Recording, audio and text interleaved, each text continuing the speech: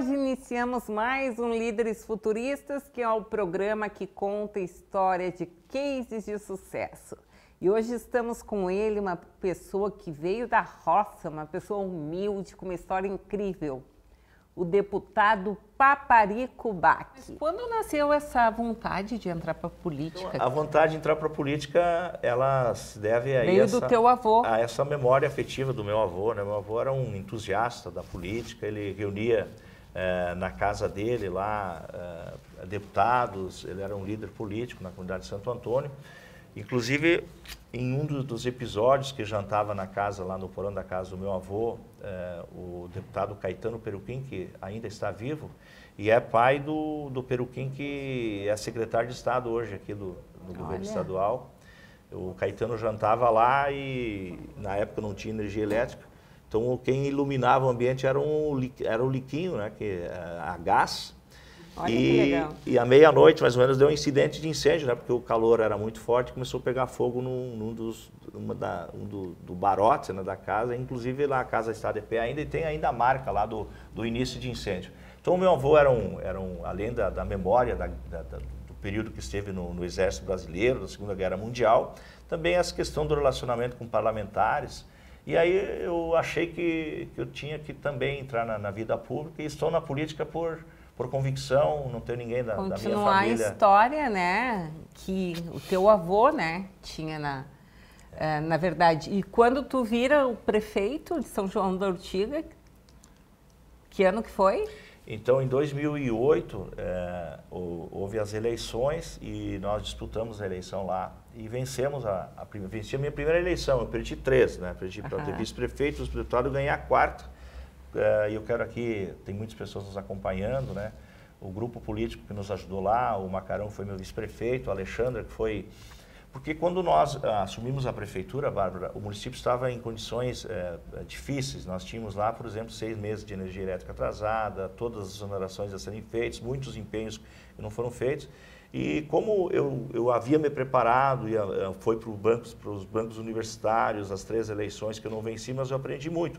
Então, quando nós chegamos lá, e eu também vim da iniciativa privada, passei pela associação comercial, então o objetivo era fazer uma gestão pública com visão empresarial. Era fazer uma administração pública, mas com valores da iniciativa privada. E nesse momento que eu fiquei conhecido no Brasil, como prefeito de um secretário só, eu contratei a Alexandra, que é uma profissional da área da contabilidade, não conhecia ela. Ela veio para São João da Ortiga, chegou lá no dia 31, eu nomeei ela dia 1º, e a partir daí nós fizemos profundas reformas na comunidade e ela ficou a supersecretária do nosso mandato. E aí nós começamos a implementar políticas, mais uma vez dizendo, da iniciativa privada dentro da gestão pública, muito contestada, né, no início. Você imagina uma comunidade de 5.000 habitantes, onde todo mundo achava que a prefeitura era a grande geradora de emprego e nós tínhamos o pensamento que não, a prefeitura precisa ser a indutora do emprego e não a geradora de emprego. Inclusive, hoje, nós vamos ter a primeira palestra aqui no Parlamento Gaúcho sobre o município empreendedor. É um programa que nós desenvolvemos lá e o programa Filho Volta à Sua Terra.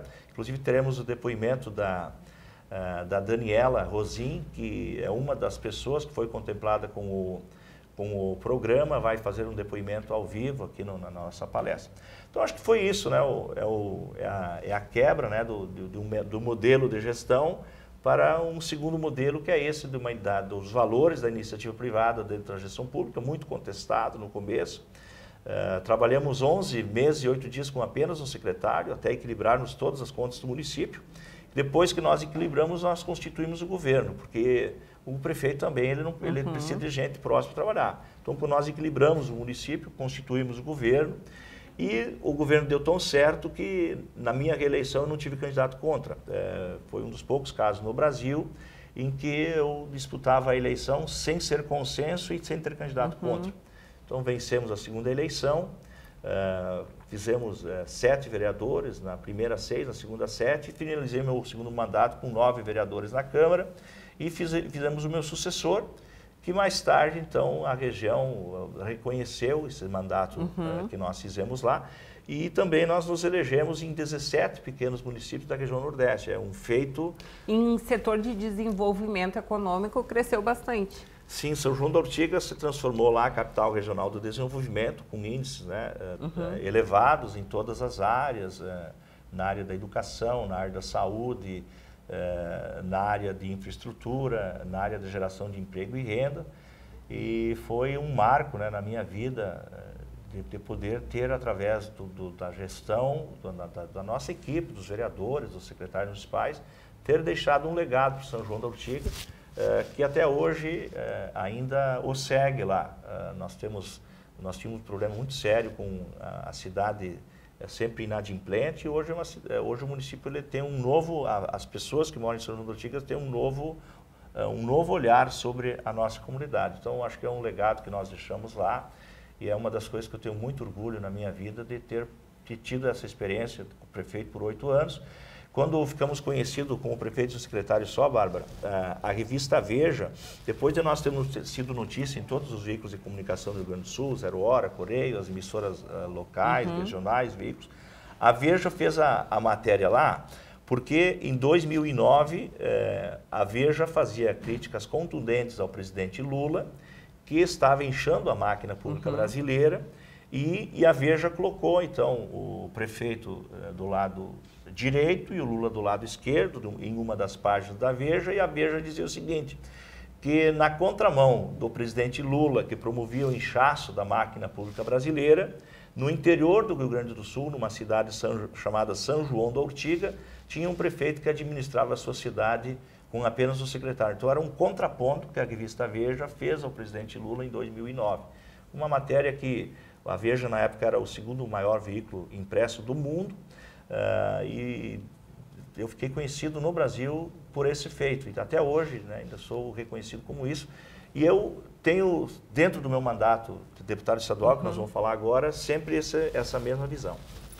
Sabe, deputado, que antigamente eu tinha um olhar aos prefeitos do interior, principalmente, que eram muitos os coronéis e a gestão era trocas.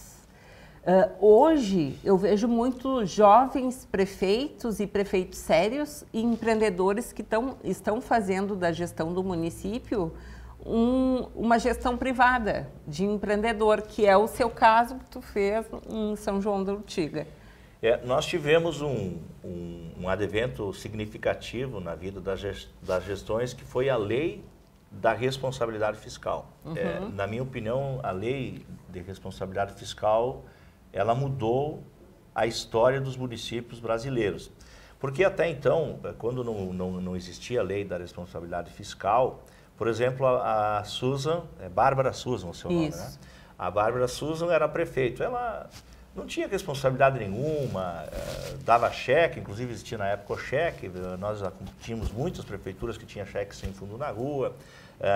Por exemplo, os fundos de previdência, lá em São João da Ortiga nós temos o FASP, que é o Fundo de Previdência Privada.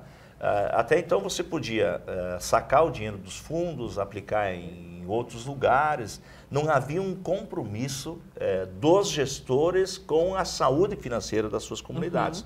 A lei da responsabilidade fiscal, ela começou a responsabilizar os prefeitos, por isso que hoje nós temos uma leva muito grande de prefeitos com esse pensamento que você aborda aqui com propriedade.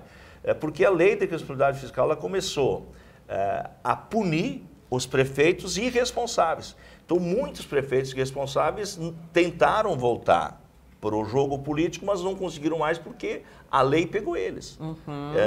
A lei pegou no sentido de... E hoje a lei não pega só os prefeitos, os secretários também, né? A lei pegou, antigamente Bárbara, era só pegou porque como você reprova a tua gestão fiscal, você passa a estar inapto a disputar as eleições. Então, essa lei, ela tirou do mercado possivelmente 60%, 70% dos prefeitos que eram de bom coração, que eram bondosos, mas que não tinham responsabilidade fiscal. Eu não estou condenando o prefeito. O prefeito administrava a sociedade com bondade, com caridade, e a lei da responsabilidade fiscal, ela tirou muitos prefeitos.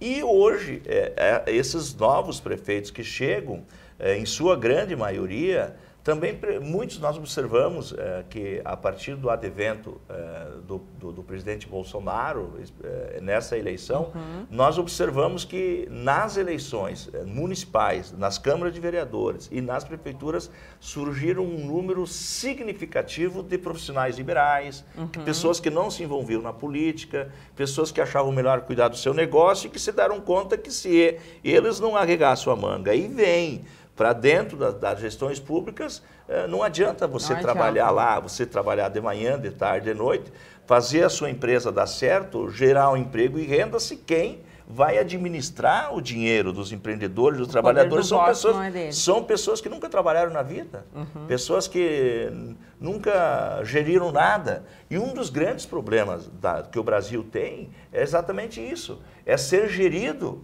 por pessoas que nunca trabalharam, pessoas que vieram de uma vida fácil, que não são empreendedores, e aí o Brasil está aqui. Esse é o Brasil que nós temos hoje. O Brasil tem a mais alta carga tributária do mundo, a partir do IVA, e eu que tenho a presidência da Frente Parlamentar contra os pedágios, nós temos aqui alguns dados que eu quero te passar, Bárbara. O Brasil é o país que tem uma das mais altas cargas tributárias do mundo, chega a quase 33%. E nós somos o país no mundo que tem o maior número de rodovias entregues ao pedágio. Você consegue compreender? O país que cobra a mais alta carga tributária do mundo, ele tem o maior percentual de rodovias pedagiadas. Você observa. E o Rio Grande do Sul pedágio, quando existia, que existe vários ainda, mas quando existia para a região Costa Doce ali, entre Guaíba e Eldorado, era um dos pedágios mais caros. Já que nós estamos no tema dos pedágios, que é um tema latente no Brasil hoje, o Brasil é o país que tem 9,2% das suas rodovias entregues ao pedágio. 9,2% de todas as rodovias brasileiras estão entregues ao pedágio. Deverá aumentar, porque me parece que as pessoas perderam a noção da razoabilidade. O segundo país do mundo, Bárbara, que pedagia é a China. A China está entregue ao pedagiamento, 3,6% das rodovias chinesas estão entregues ao pedagiamento. Mas a carga tributária da China, ela está mais ou menos na casa da metade daquilo que o Brasil tem, 19%, 18%, um pouco mais, um pouco menos. Tudo bem, então se você tem menos impostos, você cobra menos impostos, entrega mais para a iniciativa privada. Mas no Brasil é o contrário. Então, o Brasil, nós somos o país que tem o maior número de rodovias entregues ao pedágio, a China é o segundo, com 3,6%, Portugal 2,2%, Itália 1,1%, Estados Unidos 0,1%. E agora nós temos mais um dado aqui, por isso que eu penso que o nosso país, Bárbara, nós precisamos fazer reformas profundas, nós precisamos trazer mais pessoas desse meio que você aborda aí, de prefeitos novos, nós precisamos mais pessoas que os pensamentos cheguem para a política, para não mudar esse nosso Brasil. O Brasil, a Europa consome 6% do seu PIB com custo logístico. É produzido um copo na Europa para sair da indústria e transportar o copo para o centro de distribuição, para chegar no supermercado, se consome 6% do PIB para transportar o copo. Olha só. Nos Estados Unidos, nós consumimos 8% do PIB. No Brasil, nós consumimos 18%. Então, você observa.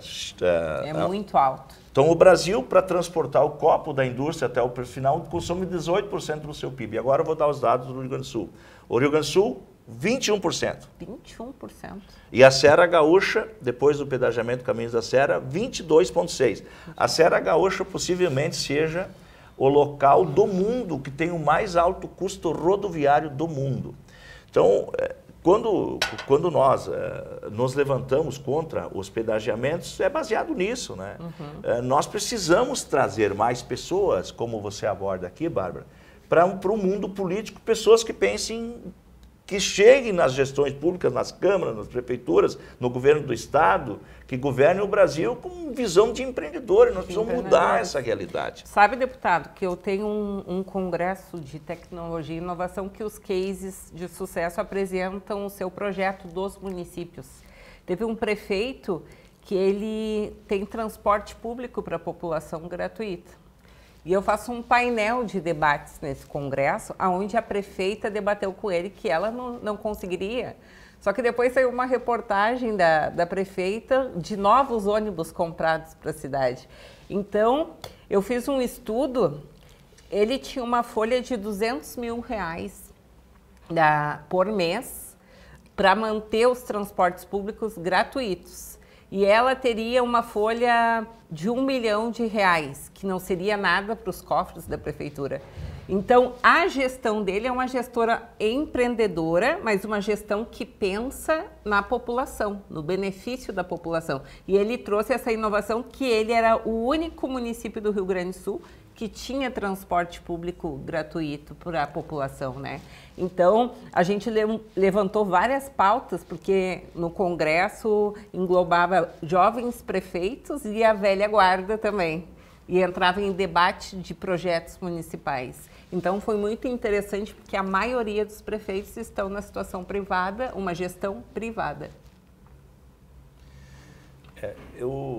As pessoas que estão acompanhando o programa, Bárbara, eu sou um deputado que chego aqui em 2019 e quando vem a vontade de ser deputado? Então, quando vem a vontade é porque a nossa região Nordeste, da onde eu venho, nós por muitos anos nós fizemos movimentos para pertencer ao estado de Santa Catarina. Porque é uma região que é muito longe de Porto Alegre, é uma região de 10 municípios, chamada a Volta da Fome. Até um tempo atrás nós éramos denominados a Volta da Fome. E eu tenho o sentimento de que um deputado, um líder político, ele muda a vida de uma região. Nós tivemos lá, antes de mim, o deputado Aquiles Braguiroli, que foi um parlamentar que ajudou a mudar a história da região Nordeste do estado. Ele ficou 2 mandatos aqui, depois não se elegeu mais, em função de que o nosso nicho eleitoral é muito pequeno lá. Tem muito pouco, ele não conseguiu ampliar a sua base e não se elegeu mais. Então, o meu desejo era de que eu no parlamento pudesse ajudar a região, mas pudesse ajudar o estado. O nosso estado é um estado rico de pessoas, rico de... o solo nosso é muito fértil, nós temos aqui nós temos um desejo aqui, a população gaúcha, nós temos um apego muito grande ao trabalho, e eu queria chegar aqui para ajudar o Rio Grande do Sul a ser melhor, a fazer com que aquilo que eu fiz lá no São João da Ortiga eu pudesse ajudar a fazer aqui em Porto Alegre. E quando nós chegamos aqui, Bárbara, eu votei, o meu segundo projeto de lei foi acabar com a aposentadoria especial. Nós observávamos um estado, Bárbara, que não pagava em dia seus servidores, com obras para serem municípios sem uma ligação asfáltica, e eu sinceramente achei que um deputado num estado colapsado não podia ter aposentadoria especial. Então o meu segundo projeto de lei foi acabar com a aposentadoria especial. O meu terceiro projeto foi votar o fim do auxílio mudança. O auxílio mudança, a Bárbara já concorreu a deputada federal, ela conhece o mundo político, você ganha um salário para vir e um salário para voltar. Se você elege, você ganha um salário de deputado, se você não se elege, você ganha outro. Então votamos o segundo, e aí nós começamos a votar as reformas de Estado. O meu pai, que tem 79 anos, ele sempre diz, se você quiser cobrar o exemplo, você tem que dar o exemplo. Se você não der o exemplo, você não pode cobrar o exemplo. Então, eu sabia que as reformas que nós íamos fazer eram doloridas, sofridas. Então, eu primeiro cortei da minha própria carne. A minha esposa é servidora judiciário. Até então, todos os servidores públicos, Bárbara, eles contribuíam com 14%. Hoje não, nessas reformas que nós fizemos, o servidor público que ganha menos não paga 14, paga 7, começa em 7, 8, 9, 10. Era 14 para todos. Para todos. Então hoje começa 7, 8, 9, 10, 11, 12, 13, 14, 15, 17, 18, 19, 20, 21 e 22. Com essa reforma, a minha esposa foi de 14 para 22. Então eu votei 3 vezes contra mim. Mas eu estou aqui por missão, da memória afetiva do meu avô, do Brasil para os brasileiros. E nós começamos todas as reformas de Estado, que o Rio Grande do Sul vai economizar 25 bilhões em 10 anos, privatizações, a CIE. A CIE, Bárbara, era um antro de corrupção institucionalizada. As pessoas trabalharam a vida toda lá, ao final dos seus trabalhos, ingressavam na justiça, e recebeu mais 1 milhão, 2 milhões, 3 milhões, tanto é que quebrou. E a Corsan, que hoje, lamentavelmente, não presta o trabalho decente no estado do Rio Grande do Sul, eu votei para privatizar a Corsan, porque a Corsan estava no mesmo caminho. Nós estávamos ali em 2022 com ainda um superávit nas contas da Corsan, mas ele já estava na iminência de ser superado pelas questões trabalhistas. Então a Corsan ela estava no mesmo caminho, servidores da Corsan que se trabalharam a vida toda com bom salário. Isso o brasileiro, porque as empresas estatais, elas existem, por exemplo, nos Estados Unidos, poucos sabem, mas os Estados Unidos têm muitos estatais. Então, se me diz, deputado, se é contra os estatais, eu não sou contra os estatais, eu sou contra os estatais do Brasil, que lamentavelmente o Brasil ainda não aprendeu a ter estatal. Por exemplo, a Corsan, tu era servidor da Corsan, com um bom salário, não está bom assim? Tu te aposenta já com um bom salário, com um plano de saúde, isso não bastava, ainda tinha que entrar na justiça contra a Corsan para receber mais um alto salário. Então, por isso que o Brasil, nós no Brasil nós temos um caminho muito longo para aprender a saber que as estatais são boas, são importantes, mas lamentavelmente não tem uma estatal nesse Brasil que dá certo. Ou é para acomodar o compadre, a comadre, ou é para roubar, ou é nada. Porque a corrupção é grande, né? Entendeu? Então, eu votei para privatizar a Corsan. Por causa disso. Então, tudo isso que nós fizemos, eu fiz para nós acertar o Rio Grande do Sul. Eu estava aqui para acertar o Rio Grande do Sul. E eu, sinceramente, eu acho que o governador, ele errou demais, ele se perdeu no caminho. Eu como sou um estudioso da área econômica, me formei na área de história, sempre com um olhar muito atento na história econômica, o Rio Grande do Sul que nós temos é um Rio Grande do Sul com sérias dificuldades. O governo Leite, ele errou demais. E as pessoas estão tendo a percepção que é um bom governador. Mas quando nós pegamos os números e nós olhamos os números, nós vamos ver que o Leite possivelmente entrará para a história como um dos piores governadores do Rio Grande do Sul. Ele teve a oportunidade, a partir das reformas, Bárbara, de acertar o Rio Grande do Sul. A renegociação da dívida foi um erro brutal por parte do governo. Nós tínhamos contas do Tribunal de Contas, do Ministério Público, da Júris, da OAB, dizendo que a conta do Rio Grande do Sul estava paga. O mais pessimista deles dizia que a nossa dívida era 36 bilhões. O governo, depois que nós acertamos o Estado, que começamos a colocar o Rio Grande do Sul no caminho, se precipitou, jovem, envolvido aí pela emoção, né, do momento, das mídias, quis concorrer à presidência da República, mas antes de concorrer à presidência da República, ele correu em Brasília e disse, gente, eu quero, por favor, me traga o contrato que eu quero assinar a conta. Eu quero assinar. E, claro, o governo acertar. Não ouviu ninguém, renegociou uma dívida que é impagável, 78 bilhões de reais, 78 bilhões de reais, só no primeiro ano, Bárbara, a dívida do Rio Grande do Sul aumentou 12 bilhões. Hoje, o governo Leite recebeu o governo do Sartori com 84 bilhões de reais de dívida. Hoje, já em 2024, a dívida do Rio Grande do Sul, no final de 2024, já está em 104 bilhões de reais. E o governo Leite deverá entregar o Rio Grande do Sul com uma dívida em torno de 115 bilhões de reais. Uma dívida impagável. Você observa que é quase 50% a mais daquilo que ele recebeu. Não pagou R$1 da conta. O Rio Grande do Sul não vai colapsar nas mãos do governo Leite, porque temos aí o FUNRIGS agora, que o Leite tem que agradecer muito o presidente Lula, que não cobrou nenhum real da dívida. Se o Leite estivesse pagando a dívida com a União, com certeza o Rio Grande do Sul já estava paralisado. Afundado. Então, essa é a realidade do Rio Grande do Sul. E eu hoje falo aqui para ti, Bárbara, que eu sou um parlamentar triste, decepcionado. Não pelo meu trabalho, mas com a forma como o governo conduziu. Para as pessoas entenderem, Bárbara, é como se o teu time, o meu time, o Ipiranga de Erechim, ao longo de 50 anos lutasse para chegar na primeira divisão. Então o Ipiranga chegou na primeira divisão, que foi o que nós fizemos, o mandato do ano passado, colocou o Rio Grande do Sul na primeira divisão. Reformas de Estado, privatizações.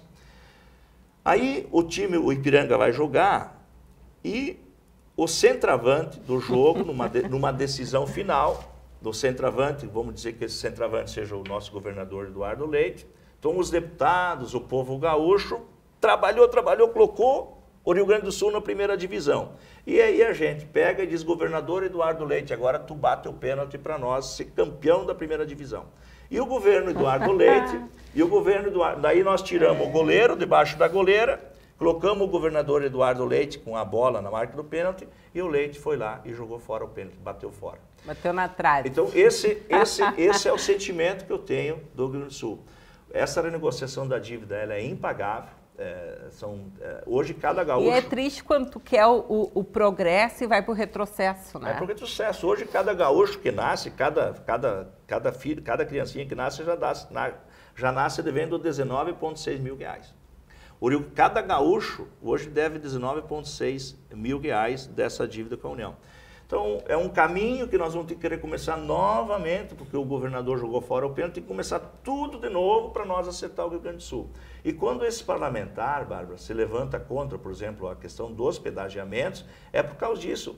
O Rio Grande do Sul é um estado que você viu aí a conta que nós fizemos inicialmente. Nós temos o mais alto custo logístico do Brasil, possivelmente um dos mais altos custos logísticos do mundo. Nós temos um estado debilitado por 4 estiagens. Nós temos um estado debilitado por uma catástrofe que acabou com o Rio Grande do Sul. Nós temos um povo debilitado emocionalmente. Nós temos muitas famílias que não têm suas casas ainda. Verdade. Nós temos muita gente que não tem suas casas. Então nós temos um povo debilitado emocionalmente. Aqui no centro de Porto Alegre, você que anda por aqui, nós temos centenas de salas comerciais fechadas. Salas comerciais que eram disputadíssimas, tinham seus aluguéis de 10, 15, 20, 30 mil reais. Tem donos de prédios querendo vender os prédios que... Fechado. Então essa é a realidade do Rio Grande do Sul. Quando eu falo para você que eu sou um parlamentar triste, um pouco decepcionado, é por causa disso. O Rio Grande do Sul não está bem. E aí você observa um governo que escravizou o Rio Grande do Sul pelos próximos 30 anos, de uma renegociação muito mal feita, ainda quer aplicar sobre a sociedade gaúcha um pedágio por 30 anos, com 0,23 centavos ao quilômetro por eixo. Esse bloco 2 é 0,23 centavos por eixo. Quer dizer, não tem. E se o governo não colocar esse 1,3 bilhões nessa rodovia, vai para 32, 35, 37 centavos ao quilômetro rodado por eixo. Quer dizer, não tem. Não tem. Não tem. E, deputado, a oposição é minoria, por isso que os projetos do governador são aprovados. É triste uma situação onde tu vem de uma gestão quase empresarial do município que tu fez ser reconhecido nacionalmente, para uma gestão, segundo um mandato de deputado, onde as coisas começaram a bater na trave e sair fora do gol, né? Não, eu acho que nós, aqui o Parlamento Gaúcho, ele, especialmente na legislatura passada e mesmo nessa, e nós temos que incluir junto aqui a Federação do Rodrigo, nós conseguimos barar o governo. O Leite, ele é um menino que ganhou um cartão de crédito com bastante limite e está endoidecido. Está enlouquecido com aquele cartão de crédito. Passa aqui, passa ali, passa lá. Mas no ano passado, o governo ele disse lá em 2022, resolvemos o problema do Rio Grande do Sul. Ele mandou um projeto de lei para a Assembleia Legislativa para doar 500 milhões de reais para as rodovias federais. O problema do Rio Grande do Sul está resolvido, renegociamos uma dívida, viramos ao jogo. Enviou um projeto de lei para a Assembleia Legislativa, dando 500 milhões de reais para as rodovias federais. 500 milhões para as rodovias federais. Esse parlamentar aqui, lideramos o movimento e fomos para o plenário, empate no painel. E o Valdeci de Oliveira desempatou, o governo não conseguiu passar o cartão de crédito para dar os 500 milhões de reais. conseguimos segurar o cartão de crédito do governador Eduardo Leite e ele não deu os 500 milhões de reais para as rodovias federais. Beleza, ele não logrou isso na presidência da República, voltou, ganhou a eleição de novo. No outro ano ele já disse, gente, estamos com um problema nas contas, precisa aumentar Vou passar o cartão de novo. Nós precisamos aumentar o imposto novamente. Aí ele mandou um projeto de lei para a Assembleia para aumentar de 17 para 18, 19, não lembro direito. Aí o trabalho que nós fizemos lá, mais a Federação, o governo precisou retirar que não tinha voto. Foi uma decepção para o governo. O governador não gosta, o Leite ele não gosta que façam isso com ele. Tirou, ficou triste, né? Sim, retirou.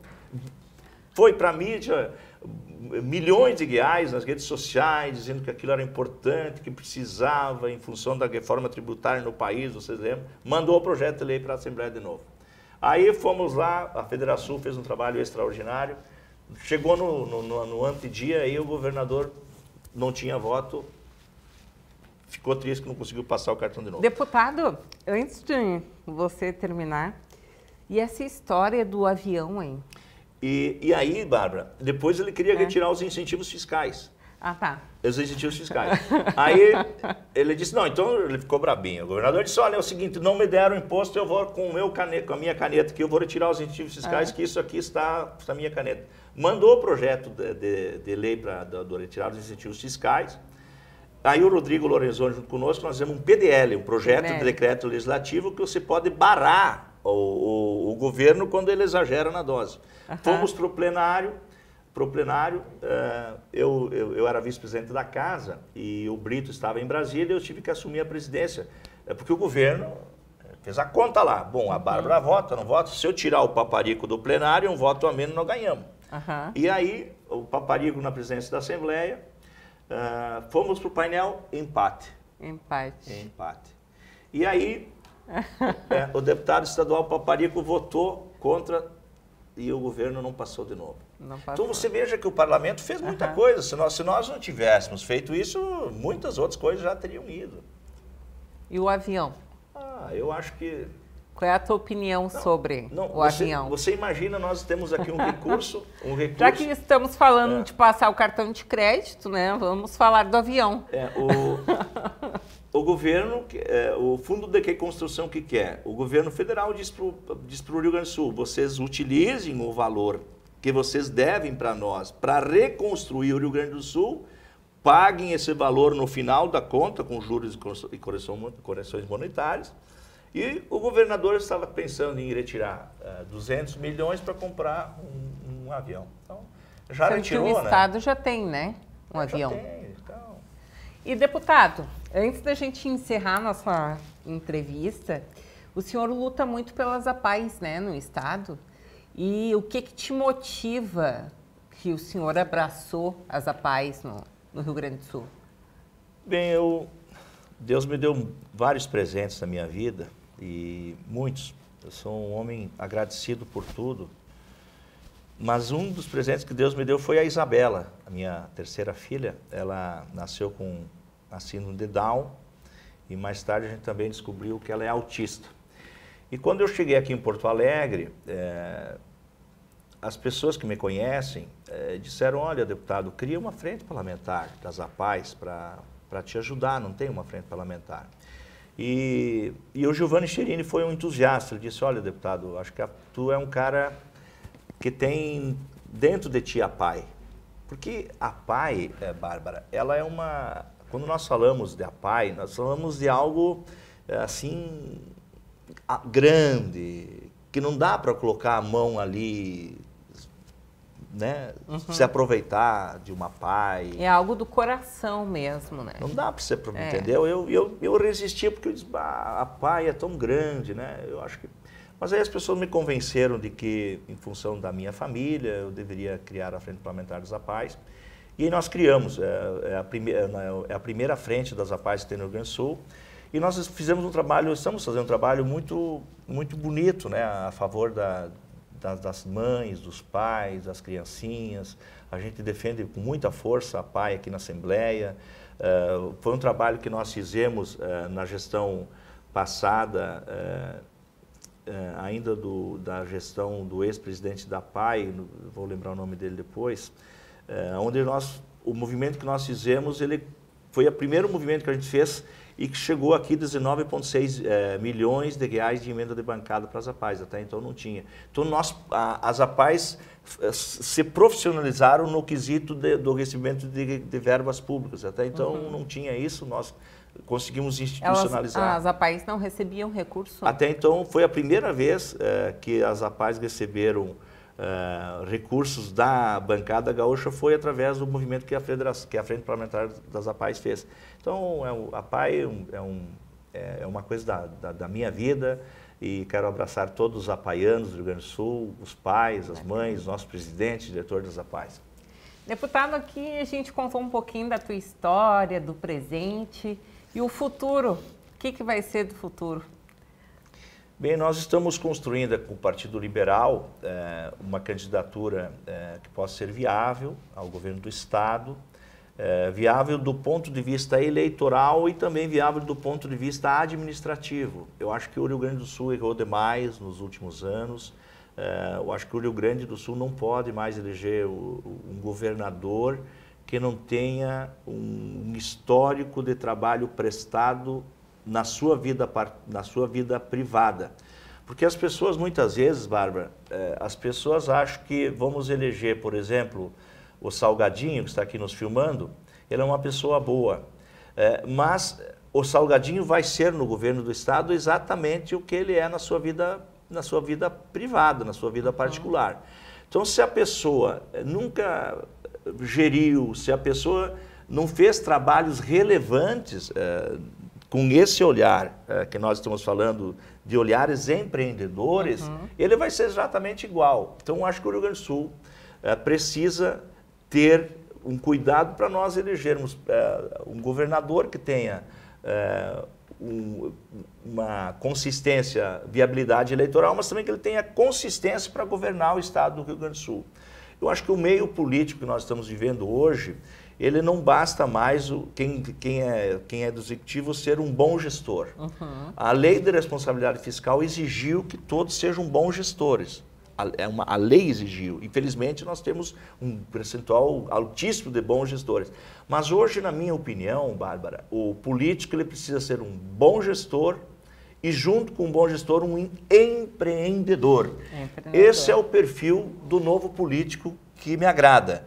É um político que seja um bom gestor, mas também empreendedor. Então, tem que ser gestor e empreendedor. E esse é o perfil, na minha opinião, do político que o Rio Grande do Sul precisa para acertar o Rio Grande do Sul. O Rio Grande do Sul tem problemas seríssimos. Essa questão da dívida, nós temos aqui o maior passivo tributário, o maior passivo previdenciário do Brasil. Nós temos o maior passivo previdenciário do Brasil. Se nós não acertarmos o Rio Grande do Sul, Bárbara, eu não tenho dúvidas nenhuma que os servidores públicos estaduais vão ter sérias dificuldades de receber as suas aposentadorias ali na frente. O Ministério Público, o Tribunal de Justiça, como você baixa a arrecadação do Estado, as pessoas vão receber menos no seu percentual, terão sérias dificuldades para gestar a Justiça, para gestar todos os órgãos que dependem da boa arrecadação do Estado. Nós, em 2027, segundo os dados, o Brasil, no Rio Grande do Sul, vai começar a morrer mais gaúchos do que nasce. Então, é muito grave o problema do Estado do Rio Grande do Sul. E por isso que Então, para projeto futuro, vocês estão pensando em vir com uma candidatura da direita? Então, nós temos aí hoje o Tenente Coronel Zuco, né, que é um deputado estadual, federal, proativo, com viabilidade eleitoral, é uma das possibilidades que nós temos. Mas hoje o presidente Bolsonaro, no quesito político, nós todos sentimos que o presidente Bolsonaro gostaria muito mais do Zuco no Senado do que no governo. Então, no meu ponto de vista, como deputado estadual do Partido Liberal, eu acho que o debate para o governo não está encerrado ainda. É um debate que deverá continuar e, na minha opinião, Bárbara, agora é o momento de ventilar nomes, mas a consolidação do nome só vai acontecer no final do ano, início do ano. E o projeto do deputado Papareco futuro? Então, eu penso que teria uma eleição boa para deputado federal, mas eu penso que a minha missão no Rio Grande do Sul não terminou. Eu acho que a minha presença hoje no parlamento é uma presença que vai fazer muito falta, eu não estando aqui. Então eu vou trabalhar para que a gente possa repetir o nosso mandato. Tem uma reeleição, que a última reeleição foi 59 mil votos. 59.646. Isso é importante dizer, né? Uma boa votação, está progredindo sempre, né? Nós saímos de 27.483 votos em 2018 para 59.646. Eu sou o deputado estadual dessa legislatura que teve o maior percentual, subimos 117%, nós somos de 27 para 60 mil votos. Então eu penso, Bárbara, que o Rio Grande do Sul precisa de mim no parlamento. Eu acho que o Rio Grande do Sul está doente, nós temos problemas seríssimos aqui e não adianta nós ajudarmos a União se quem está mais precisando nesse momento é o Estado do Rio Grande do Sul. Então hoje eu sou pré-candidato a deputado estadual novamente. Vou buscar o terceiro mandato para continuar defendendo as pautas que eu acredito que sejam importantes para o nosso Estado. E essa é uma grande história aqui do nosso deputado Paparico. E, deputado, deixa uma mensagem para o nosso telespectador aí de casa, uma mensagem sua para a população. Bem, como sou historiador, eu quero dizer para todos que estão nos acompanhando, todos os seres humanos, em diferentes tempos, têm as suas dificuldades. Então, hoje, nós temos as nossas dificuldades, vocês acompanharam aqui a dificuldade do Estado, do Brasil, mas quem viveu antes da gente, Bárbara, também teve, né? Quem viveu há 100 anos atrás, quem viveu há 500 anos, quem viveu há 1000 anos, quem viveu há 2000 anos, quem viveu há 7, 8 mil anos antes da gente também tiveram as suas dificuldades. Então, nós temos as nossas. E nós, o ser humano, Bárbara, nós temos a dificuldade de compreender. A gente acha que o mundo começa quando a gente nasce e a gente acha que o mundo termina quando a gente morre. Isso não é verdade. Então, nós teremos aqui de 50, de 200, 500, aqui de 1000 anos, terão muitas pessoas nesse lugar aqui. Então, a mensagem que eu deixo para as pessoas que estão nos acompanhando é de que o mundo sempre teve dificuldade. Nós temos que saber conviver com as dificuldades para que a gente possa ter uma vida melhor, que a gente possa viver mais tranquilo, que a gente sempre pensando nas pessoas, né, deputado? Que a gente possa viver mais tempo. Então, baixar o volume da ansiedade, né? Hoje nós somos a geração dos ansiosos, dos depressivos, dos angustiados. O Brasil é o país do muito maior número de angustiados. E nós também somos uma geração que viveu a maior de todas as revoluções desde a história do mundo, né? Você observa que em 30 anos, uma revolução que o nosso cérebro tem dificuldade de compreender. Então nós estamos no meio desse tsunami aí. Mas é isso, não se assustar, buscar ter paciência, tranquilidade. Então o nosso deputado aí deseja para vocês leveza, tranquilidade, muito amor. Deputado Paparico, muito obrigada pela tua participação aqui no Líderes Futuristas. Foi um prazer muito grande lhe conhecer, Bárbara. Parabéns pelo seu trabalho. Obrigada. Espero que a gente possa se reencontrar mais vezes. E com certeza. Deus que cuide de ti também e do teu trabalho aqui. Muito obrigado. E eu quero finalizar, quem está nos acompanhando aqui hoje é o Pita, um extraordinário vereador de Guaporé, foi nosso candidato a vice-prefeito e é um dos melhores assessores parlamentares que eu tenho, que está me acompanhando. Quero mandar um carinhoso abraço a ele e à cidade de Guaporé também.